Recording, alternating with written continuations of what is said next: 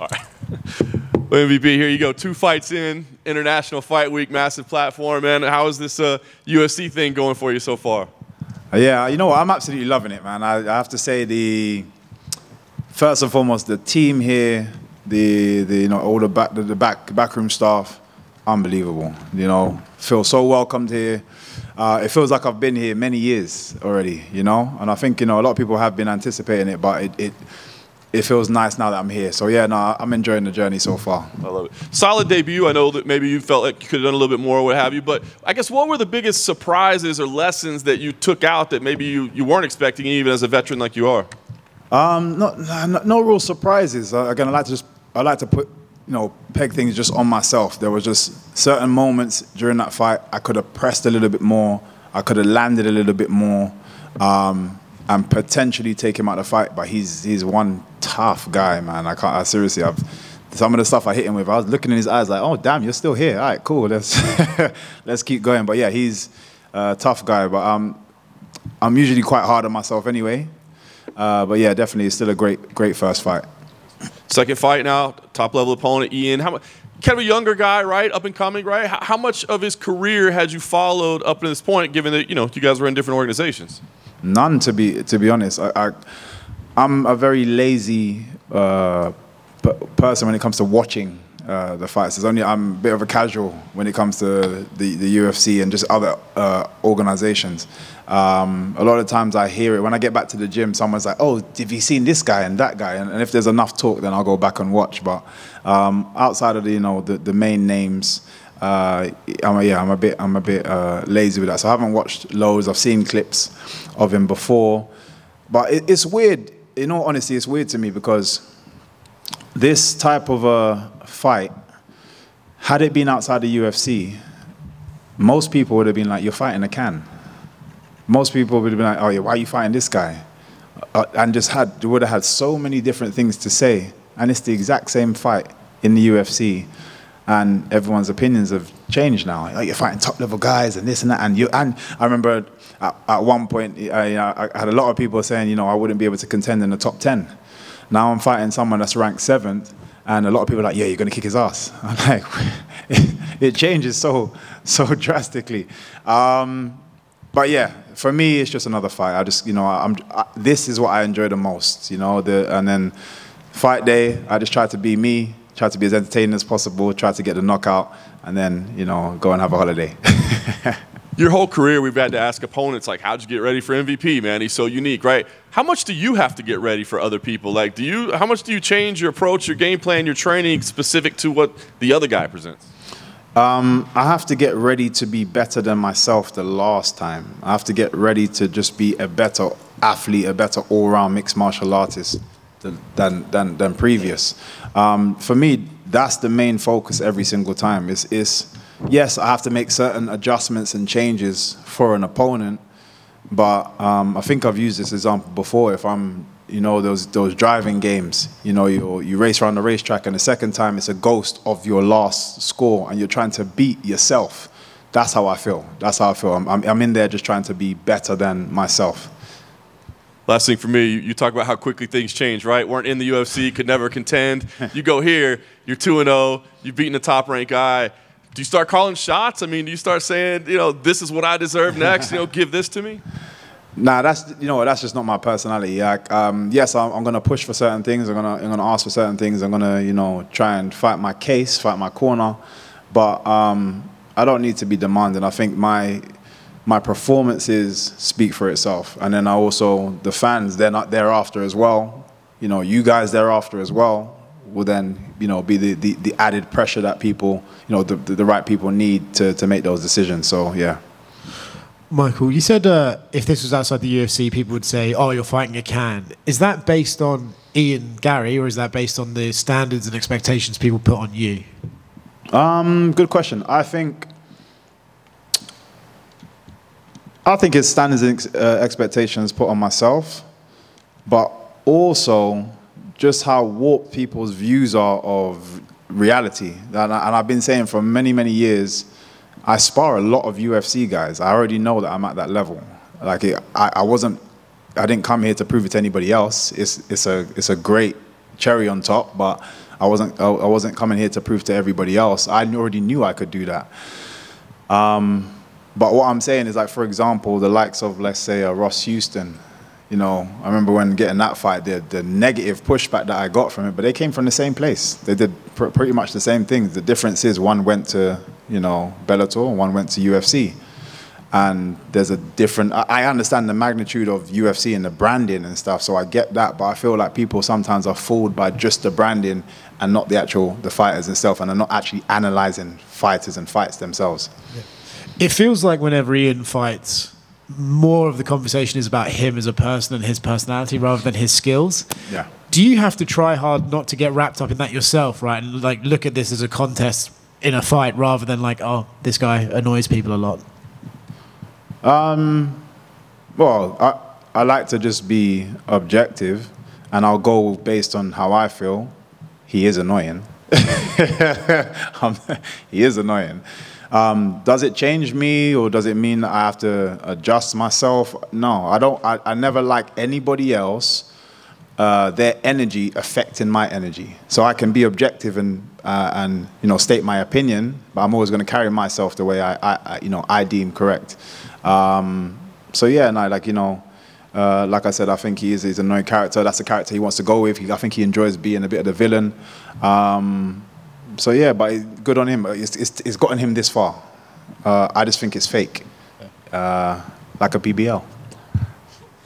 Do you you just said that you don't like people's energy affecting your energy. Do you think that mindset helps you when you go into like the press conference on Thursday and he inevitably talks some shit, that you're able to just brush it off? Yeah, 100%, 100%. I think just as a man, forget even being a martial artist, as a man, you need to be able to hold your stance confidently without being triggered by emotions, being triggered by things around you.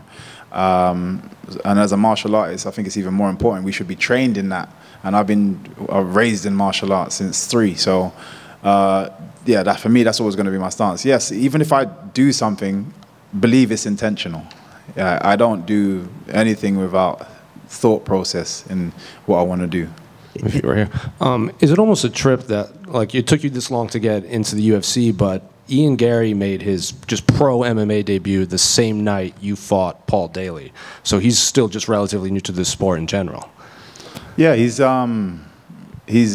new, and he's done really, really well, and you've seen it with so many people. You know, quick rises.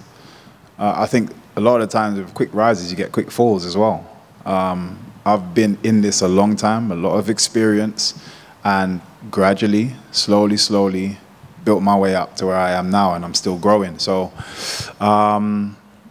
yeah, I have nothing against either or. Just from experience and from what I've seen, I'd prefer to do what I've done now, and I think everything's timed and positioned this way for a reason. He's declared himself as this new generation of strikers in MMA. I'm curious, like, when you actually break down his striking, is it relatively new, or is it just kind of the same old thing you've seen in MMA? Did he say what it's based on? He just said, in one of his post-fight, like in the octagon after one of his wins, he's like, I'm the new generation of striker here in the UFC. Yeah, I don't see what it's based on. Let's say if he gave a bit of an example as to why, because from what I see, he's a competent striker. He's got good distance control. He understands, you know, when and where to throw his punches, his kicks. But it's not anything that is new. I'd say I'm new in terms of I can find many replicas of Ian Gary. Try and find replicas of myself. You may find one, and it won't be exact. So that can't be a new wave of anything. He's also been training at Chuta Boxing down in Brazil, which is widely known as they're in these wild like brawls like Vanderlei and Shogun back in the day, Charles Oliveira now. But like you said, he kind of controls distance a lot. So are you expecting kind of a new Ian Gary, or is it at this point in his career like he is who he is no matter where he kind of trains? Yeah, I think he is who he is. And yeah, I think his style is his style. There's going to be certain things that he's really good at that he, regardless of what, I always say, I train for figuring out people's best abilities, not worst abilities. So I'm not expecting any change. I'm expecting what you are good at. I'm expecting to see that multiple times during the fight. If I have something in preparation for what you're good at, I'm likely to see that more than if I'm like, oh yeah, that last fight, his hand was down, so I can probably catch him out there. He does a camp. The camp, you know, his coaches are good. They fix that. I get in there and I'm like, oh shit, like I don't, that opportunity is not there. So, but there's aspects that he's going to be good at, regardless of any new information. He's going to resort back to that. When I pile pressure on him, he will throw those best things out. If he's piling pressure on me, he will throw those best things out. He will always go back to what he's good at. Can I get your thoughts on the main event between Yuri and Alex? It's a great replacement fight. Both, I've actually sparred with Yuri before, like ages ago. Awkward guy, long, big puncher, you know, just fires from crazy angles. And then obviously we've seen the devastating power that Pereira has. It just makes for a great fight. Considering the fight we lost was so big, I think UFC done an exceptional job putting something like this on in such a short space of time. So yeah, I look forward to it, and I'm actually happy that I'm on the beginning of the card, because last time I was still doing media and like trying to look at the screen to see the main event. So this time I get to finish the media stuff, sit down, and actually enjoy the fight. And last one for me, they just announced one of your former foes, Mike Perry, is going to fight Jake Paul. What do you think of that matchup in boxing? You know what? I actually have to, for the first time, I think, rate Jake Paul for the decision, because it's a tough fight. I've been in there with him myself, very different, but he's just a hard person to kill, and he's a person that will keep coming forward. So I think depending on how many rounds there are, it's a tough fight for Jake Paul. And we know Jake Paul has power, but I think his power is in the first 3 rounds. After that, if he doesn't get Perry out, which I don't believe he will within the first 3, he'll probably lose that fight. And just piggybacking off predictions, we do have the title fight in your division coming up later this month between Leon Edwards and Bilal Muhammad. How do you see that fight playing out? I think both fighters are slow-paced fighters, and it suits them slow-paced. But I think it suits Bilal more because of his grappling ability, because it gives him time and space to think about exactly when he's going to line up the shots and so on and so forth. But people underestimate Leon's wrestling ability, as we've seen him with Usman, taking Usman down for one, defending takedowns with him, Colby, so on and so forth. So once that side has been figured out and there's more rounds left, I think Leon's striking ability will start to play a massive role in that fight as it goes on. I actually can see it still going decision. I just think the more effective strikes are going to come from Leon as the fight goes on, versus from Bilal, who will probably get a little bit more tired from the lactic, and obviously he's gotten better in his striking, but that's not his thing. So it's a great fight, but I would edge it just towards Leon. What have you made of Ian Gary overall in the UFC? Not outside the cage, but just strictly inside the cage, his performances, his wins. What have you made of his run so far? Very confident young man who's doing really well, has massive belief in himself, and just made one bad decision in accepting the fight with me. You call him the fake Conor McGregor. What's sort of behind that?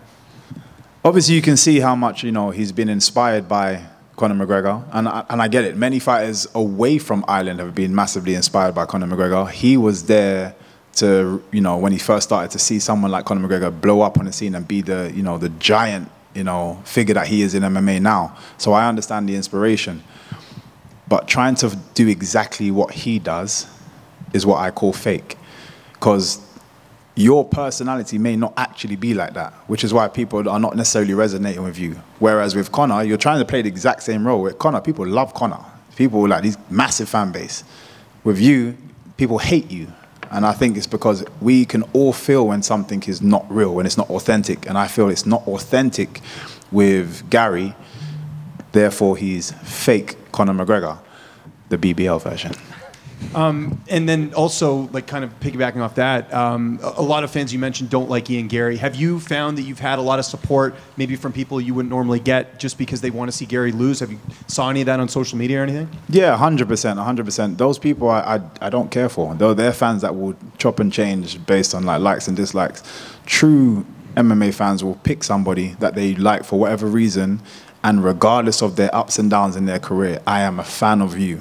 You know, and I think that is when you are a true supporter of someone, it's not based on success. It's based on, you know, certain deeper meanings that you get from that person, deeper inspirations that you get from that person, from watching that person. That is when you're a true fan of somebody. We saw Michael Chandler come over from Bellator into the UFC and get a title shot. Do you feel like with a finish here, or even just a win, that you could potentially get a title shot here, just because Gary hasn't lost in the octagon? Yeah, I definitely think a win puts me in the position where I'm in title shot reach, and that's where I want to be, because in my eyes, I still need one more fight to shore it up. But when you're in that top 5, it only takes one injury. It only takes something that's happened that that person doesn't, is unable to make the fight, and you're sat there in top 5. Yeah, I want you next, and the noise that I know I can make and can continue making. I likely, if I position myself like that, I'm likely the person that they're going to want to choose for a title fight. And just last one for me, what do you make of Shavkat Rakhmonov in your division? He's another guy that's sort of hovering around that title spot. A lot of fighters, some fighters want to fight him, some don't. What do you sort of make of his skill set? He's tough, man. You can tell he's tough. I can see he's got a tight squeeze on him. He gets hit a lot, which is, I think, can only last so long, but for right now, he's in that place where he's tough enough to kind of do that. Great style of fighting, great all-rounded grappling and so on and so forth. And I think that would be a great fight as well. Mike. Time for 3 more. 1, 2, 3. Hey, Mike. I know you've got more important things to focus on at the moment, but have you been following England at all in the Euros? Oh yeah, no, of course. We've got to support England no matter how annoying they are. Yeah, and I've been saying this as well. I genuinely believe the team that we have, the group of youngsters that we have on England, are exceptional. The manager, unfortunately, Gareth, is not good enough to take that team to where we need them to win. They have the ability to do so, but then you got a guy that's playing people out of position, bringing people. For me, didn't really make any sense. You've got Harry Kane that's not really doing much, and he's just guaranteed to get football time on the pitch.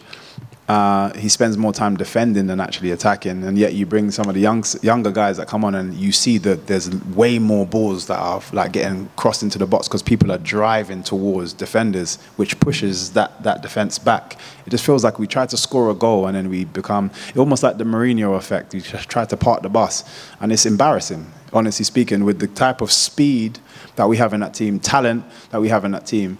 It is embarrassing. And yeah, something needs to change, or yeah, I just think we're just going to be saying it's coming home and then being disappointed every single time. So I was about to ask, is it coming home?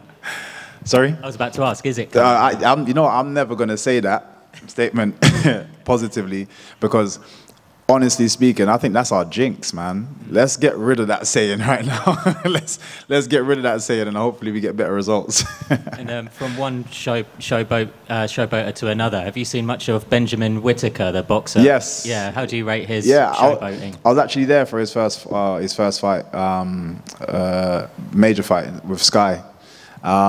Great, man. He's so entertaining. I think watching his last fight, the issue that he's going to have is he needs a little bit more power, finishing power, which is not there. Entertaining, yes.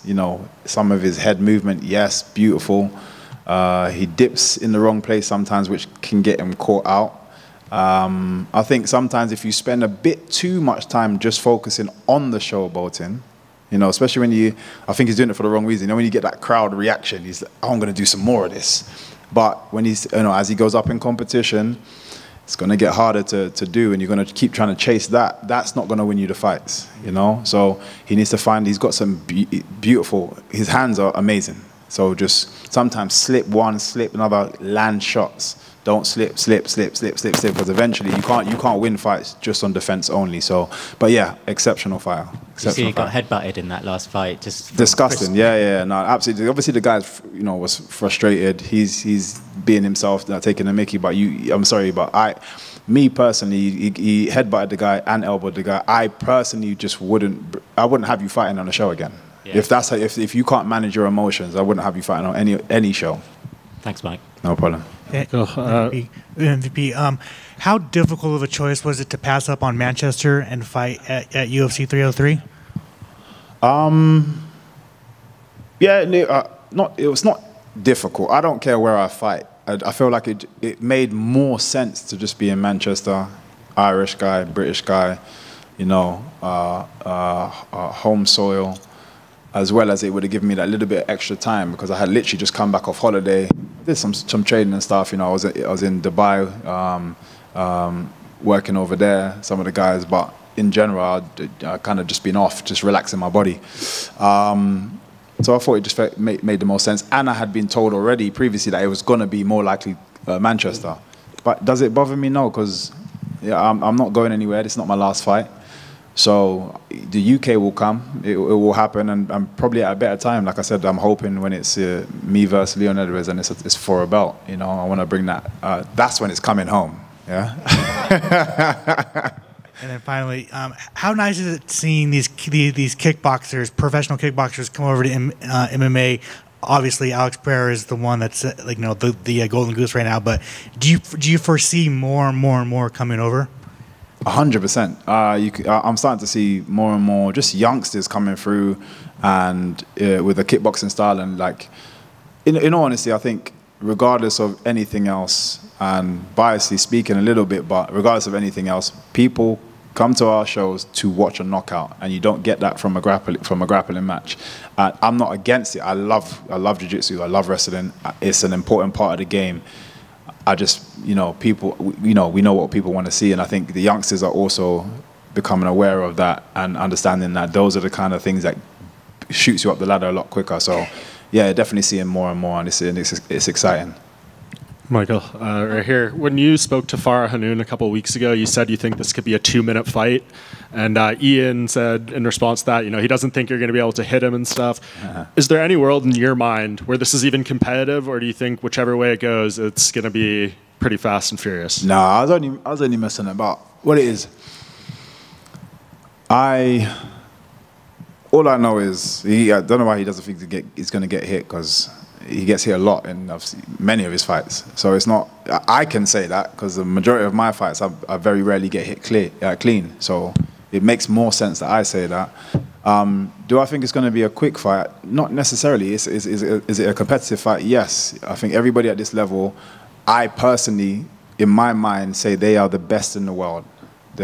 Regardless of the fun that I like to have, they are the best in the world. I'm going to be dealing with the best kickboxer in front of me, and this is what motivates me to be that much better. So yeah, 100%. I take him seriously. I like to play around, have jokes, but I do take him seriously. I do respect his talents. I just think I'm better than him. Just over here. Ian was asked when you were making your debut, how he thought you were going to do against Kevin Holland, and he kind of wrote you off and didn't think you were going to win your debut. Why do you think he wrote you off? Do you think he saw you as a threat to the division? I think everybody sees me as a threat to the division. I think, I feel like I've done exceptionally well in my career by way of making noise. There's so many guys, even when I've come here and I've bumped into fighters, like well-established fighters, they're like, man, I've been watching you for years. Like, I've never known that. But I obviously make a lot of noise. So the second I'm over here, there's going to be a lot of people that are going to try and push that to one side as much as possible and hope that it's somebody else's problem and that somebody else deals with me. And he was hoping that Kevin Holland dealt with me so he doesn't have to hear my name again. And, he keeps climbing and moving forward away from having to deal with this headache, this Rubik's Cube of a fighter. It's long. So I just think, it was a bit of an avoidant move. And he's still trying to play that card, which is stupid because he's fighting me. But, I just think it's more hope that someone else has to deal with me. And he said previously in another interview that he thinks you're going to play it safe and cautious. What do you think about that statement, and how are you going to be approaching this fight? I fight with my hands down. How is that safe and cautious? That's just not safe and cautious. Like my whole life, everyone's like, please, man, put your hands up, man, please. Like that.